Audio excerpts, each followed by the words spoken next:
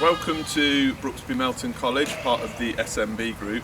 Today you are joining us at Hall Farm, which is situated at the Brooksby campus in between Melton and Leicester. This campus contains a lot of our land-based courses, and amongst those is the agriculture courses, the countryside management, horticulture, equine and animal care. A lot of our students get involved, and we try and get as many students involved with all of the aspects of lambing as possible. And today we're going to give you a little tour around our lambing sheds like we normally would, to show you exactly what goes on behind these doors. So this is where we keep our sheep, and in about January the 5th or 6th they all came in, and ever since then they've been housed. I'll just take you on a short tour around the lambing shed so that you can see what we've got, what we're expecting in terms of lambs that are going to be born, and then we'll venture through the shed and we'll have a look at some of the lambs which have already been born. So, in the early new year we had this ewe scanned, and it's a lot like when a lady gets her pregnancy scan. It's an ultrasound scan which is done on the stomach of the sheep, and that can determine how many lambs they're actually going to have. And then that helps us, from a management point of view, work out how much feed we're going to give them. So anything that's having one lamb will get slightly less food. Anything that's having two lambs, which is the most common, will get slightly more. And then there are a few ewes which will have three, and we do actually even have one this year which is expecting four. So we split them up in these pens. So as you can see up here, we've got 4 yards, and we separate them out according to how many lambs they're having. So starting at the far yard down there, we have ewes which are expecting 3 lambs, moving down to these 3 yards here where all of the ewes are expecting 2. We have this year only had a small handful of ewes which are expecting 1 lamb. And what we try and do with those is we try and adopt a new lamb on. So the ewes which are having 3 lambs, They can't really look after 3, so we'll take one of those off them and we'll try and adopt a new lamb onto them to the ewe which has only had a single.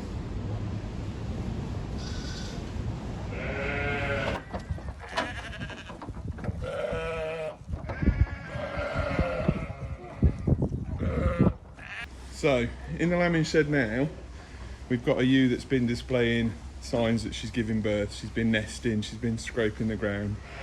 Presented right, so the ideal way that the lamb needs to come out is in the Superman position, with 2 feet forwards, followed by its head, and that makes it the most streamlined to come out. So he's just feeling now to check that the 2 legs are coming, the nose is there, and then when it's all correct, there's 1 leg. So when they tend to have 1 lamb and they're only having a single, the lamb tends to be a little bit bigger. So sometimes they can just need a little bit of a helping hand. Nose just coming out. He's got his tongue out. Just wait for the ewe to strain. And there's the head, been born. And then slowly out comes the rest of it. And then give it a good rub. Make sure that its airways are clear. And then as soon as we can, we introduce the lamb to its mother so that she can get that bond and she can start licking it and cleaning it up. And if we come back to this lamb in a few moments, you'll be able to see just how quickly it gets up onto its feet. So when these lambs have been born, we leave them in these areas here for sort of half an hour for the lambs to stand up and for the mother to bond with them and for her to get to know them. And then we move them out. And the reason being is these facilities that we've got here are brilliant. It's warm and it's dry, but it's not natural. A ewe, if she was giving birth to a lamb in the wild or outside, she'd take herself off to the edge of the field. She'd find a nice secluded area where there was no interference and she would have her lambs there. So to try and avoid another ewe coming along or trying to steal the lambs, or in some cases when the ewe's quite young, they will not bond with them so quickly and they'll just wander off and they'll leave them. And to avoid that situation, what we do is we allow them to stand up, and as you can see those lambs have just stood up now, so very shortly we'll take them through into what we call the individual pens.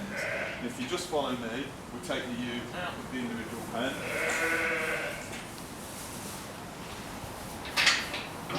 Bring her out the hang gate, hopefully with her following us. And then we come up here.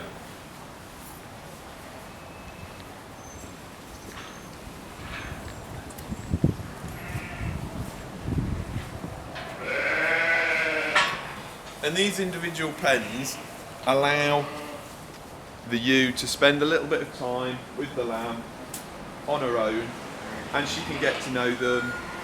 They spend around 48 hours in one of these yards. And in that time there's a number of things that take place. So the lambs will get castrated if they're male.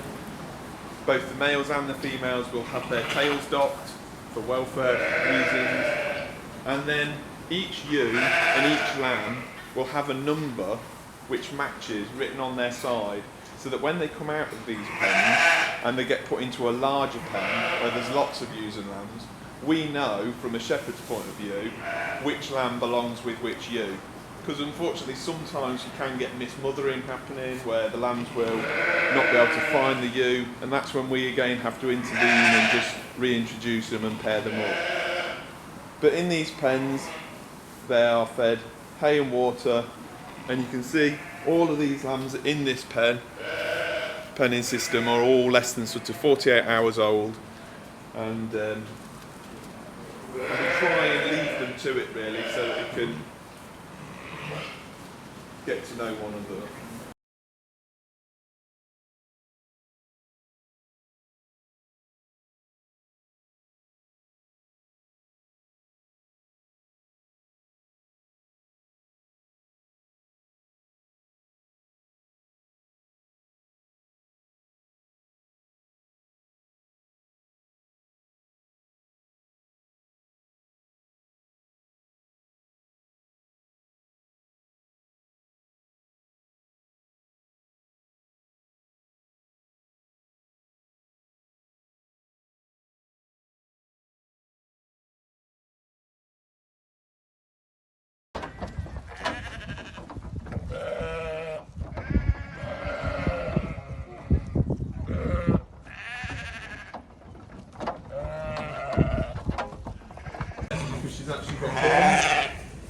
the reason is, all of our sheep on the College Farm are North Country mules.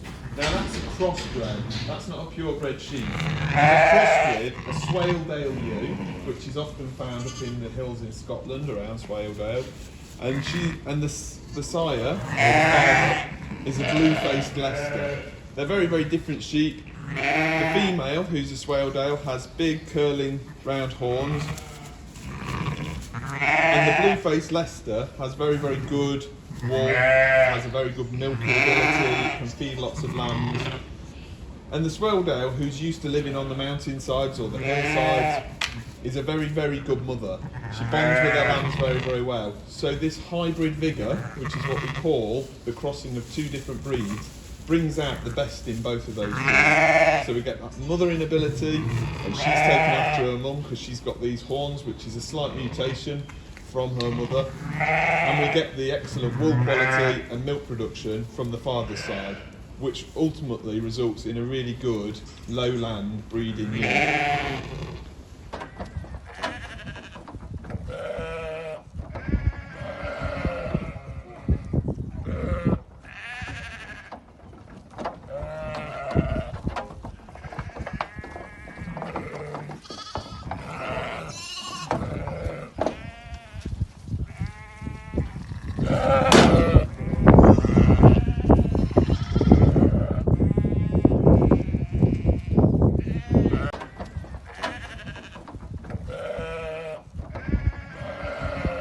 So these lambs, you can see some of them have got a black head and black legs, and the other one's got a white face and white legs, and that's basically because their sire or their father are different breeds. The one with black legs and black head is a native breed called a Suffolk. It's a very, very strong, big boned, sturdy sort of a breed. And then the white faced one is a Texel, which isn't native to the UK, but it is a very, very good commercial lamb which will grow very, very fast. So very, very different lambs, but ultimately will grow up and grow into these sheep at very, very similar rates. Okay, so these guys are our caged lambs. So what happens here is the mothers, as sort of mentioned before, have 3 lambs. And they can only really rear 2 happy and healthily. So what we choose to do is take one of the lambs away and we bottle feed them ourselves. It's one of the best parts of lambing, I should say, because they just become your little babies. We feed them 4 to 6 times a day depending on their age, and we bottle feed them for 6 to 8 weeks. There's a common myth with caged lambs because sometimes they go by the name of an orphan lamb, which indicates like maybe that the mother's died, and that's very, very rarely the case. It's often that she's had 3 babies and we just want her to rear 2. The caged lambs obviously live under the heat lamp here with each other and form a little bit of a family themselves, and obviously interact with us and follow us around sometimes. Once they've got slightly bigger and they're nibbling a bit of hay and eating some pellets, they'll go into a bigger pen. And the students at Brooksby College in particular obviously like to put toys in place as well, so they'll have balls and things to climb on just to engage. When they're a little bit older, they'll then be moved out into the smaller paddocks closer to the farm, so that they'll always sort of have us mothering over them until they're big and strong. But as you can see, they are so content under that heat lamp. And that little white one there just doing that little stretch because his tummy's full.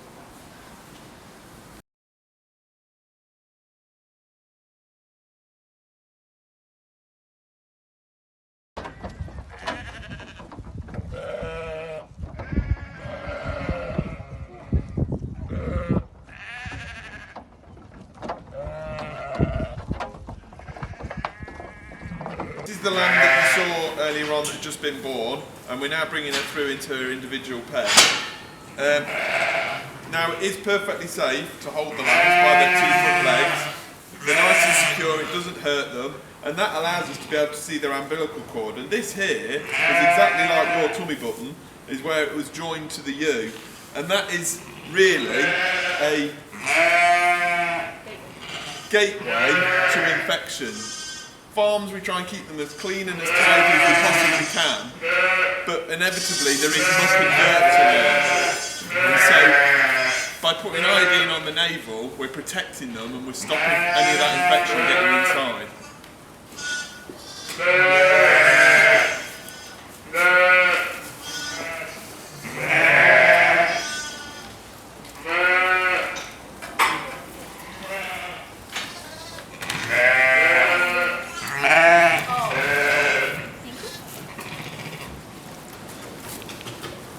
Does anyone check if you've got me?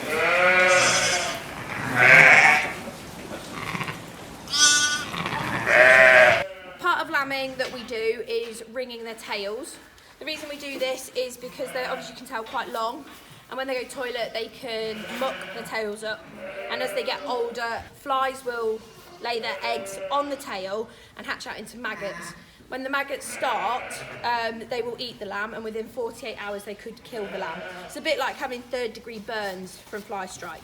So it looks a bit mean, but it genuinely is not. What we have is just a rubber band, and we just pop it over the tail, and over the course of 10 to 14 days that stops the circulation, it dries and it just drops off, and the lamb does not know about it. So what we do, is obviously open the band up, and then we go. Now, what we have to make sure we do is we don't go onto the pink, and that we cover their private area. We just flick it off, and that is literally it. And as I say, eventually that will drop off, and that will reduce the chance of that lamb suffering what we call fly strike. So, as I mentioned earlier on, when we take them out of the individual pen, they've had that chance for 48 hours to bond. We've put the number on the lamb and we've put the number on the ewe, and we know that the lamb has sucked and it's healthy. We'll then take them out of that pen because it's quite small. We don't want them to be in there for too long. So we'll bring them out of there, and to get them used to finding one another in a bigger area, we put them into an area like this, and we call this a mothering pen. Now you can see, if you get a little bit closer, that each of these sheep have a letter or a number written on their side, and their lambs will have the exact same number or letter. Now the reason that we use numbers and letters is, again, from a shepherd's point of view, it's easier to know which lamb is a twin and which lamb is a single. We put letters on the single lambs, so we know we only need to find one lamb for that mother, and we put numbers on the pairs of lambs. And if you just have a look here, you can see this ewe has got 2 lambs with her, and they've both got the number 8 written on their side, and the mother's got number 8 written on her side. So they'll stay in here until the weather's nice enough for us to be able to turn them out into the field. We're hoping that next week we're going to open these gates, walk all of these ewes and lambs, which have got used to finding one another in a larger area, onto the grass field, where they'll spend the majority of their summer.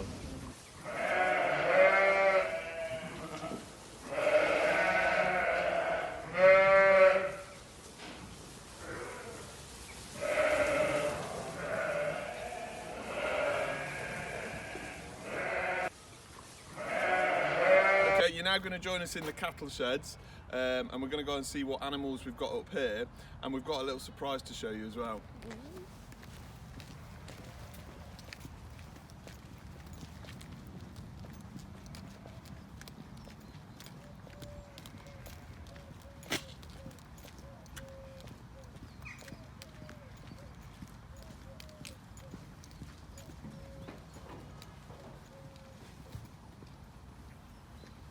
So, here at Brooksby, we've got a range of suckler cows, and just recently we've changed our whole herd to consist of pedigree Herefords.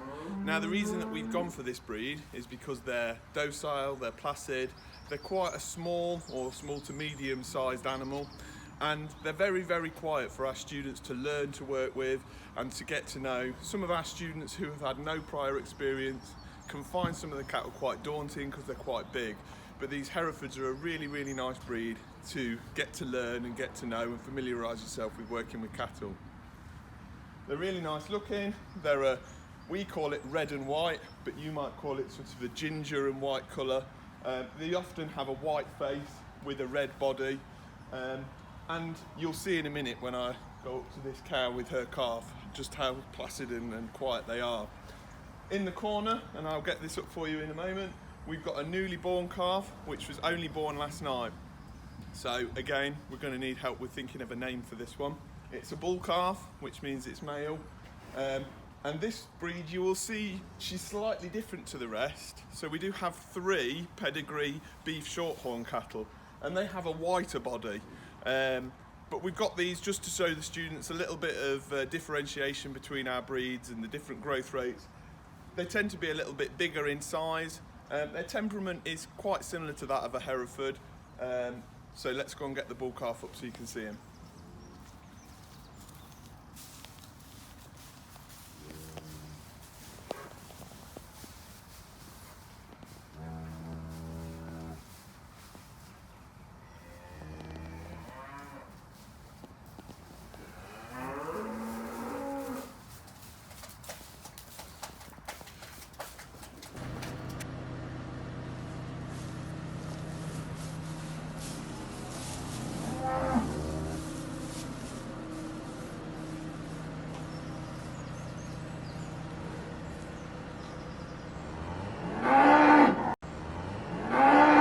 Okay, so in this yard, we've got our in-calf cows, or our pregnant cows. We have, like you've just seen, already had 2 calves born, but these cows in here are due to give birth during this month, so in the next couple of weeks. Now, a cow is pregnant for the same gestation period as a human being, so 9 months. So we put our bull, Tommy, in with our cows on June the 1st, to expect our calves to be born from March the 1st. Thank you. Our cows are fed on ad lib silage. Silage is grass which is grown on our farm. It's cut, it's wrapped in a black plastic to seal all of the air out, and it pickles and ferments and preserves it, which means that in the winter months when there is no grass, we can feed it to them in these racks, and they like it just as much as when we turn them out onto the grass outside. We also do various different checks to the cattle throughout the year, again a lot of which the students are involved with. So we pregnancy diagnose all of our cows to check which ones are pregnant and which ones are not. And we also do various different tasks such as weighing them, worming them, fly spraying them. And again, the students will be involved in all of that. The life expectancy of a cow, for something like this, a nice native breed which is very used to the climate around where we are, can happily, and if looked after well, live to 14 or 15 years old, happily breeding calves every year, from sort of the age of 2.5 onwards. Some will live for longer, some won't. It's all very, very much dependent on the management and the style of life that they have on the farm that they're living on.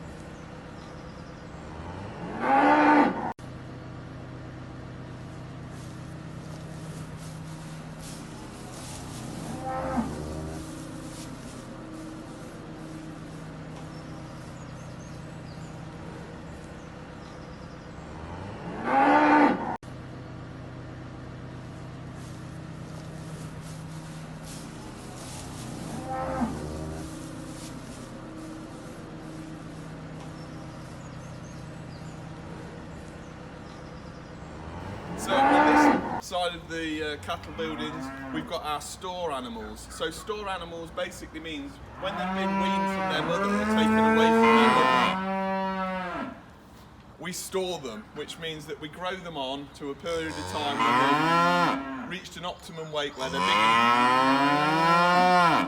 they're big enough to sell. And these ones here are all now about 16 or 17 months old, and in that period of their life where they are growing, they're putting weight on, and hopefully in the next couple of weeks we'll be able to turn these out to pasture where they will grow some more, and then come the autumn, when they're around 600, 700 kilos, they will go to market.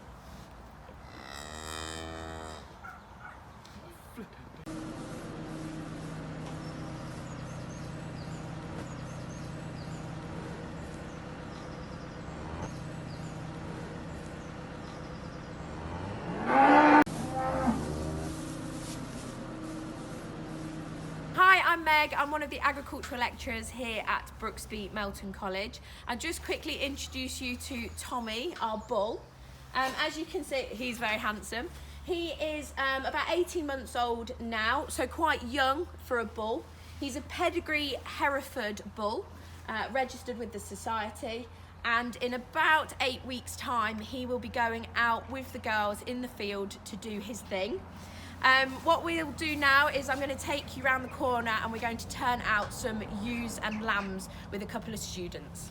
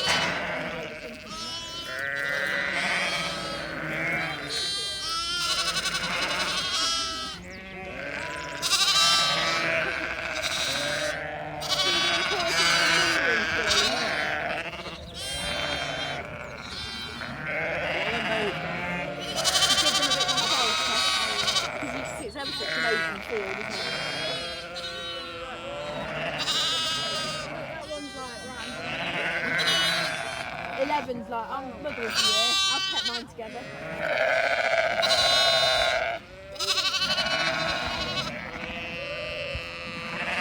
Are they all like, why are they all mixed? The babies, they recognise them by the noise. And then, as you see, when the ewes go through them, she'll sniff their bums. Yeah. And then she's like, yeah, okay, we step out of there.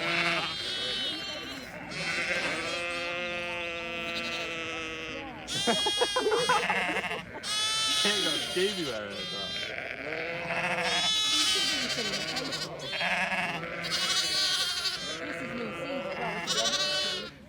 Right, well, I know it's lambing live and you guys have logged in to see the lambs, but what's a farm visit without at least looking at a tractor? So at Brooksby Melton College we have a brand new fleet of John Deeres. None of them are above 25 hours for you tractor fanatics.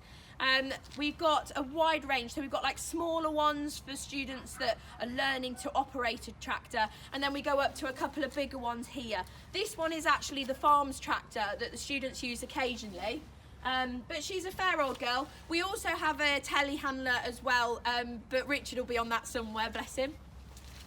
But yeah, the students sort of get engaged and do all sorts really with it. They do all the What do? They do the cultivating, they do grassland work, they do the servicing, they also practice attaching equipment like 3-point linkage and things, and also their tractors are used by the service engineering guys who are studying engineering of these machines, so how to maintain them and fix them, as opposed to us farmers that like to drive them and probably break them. So yeah, they are really nice kit, and if you ever want to study with us, green overalls look good on everyone.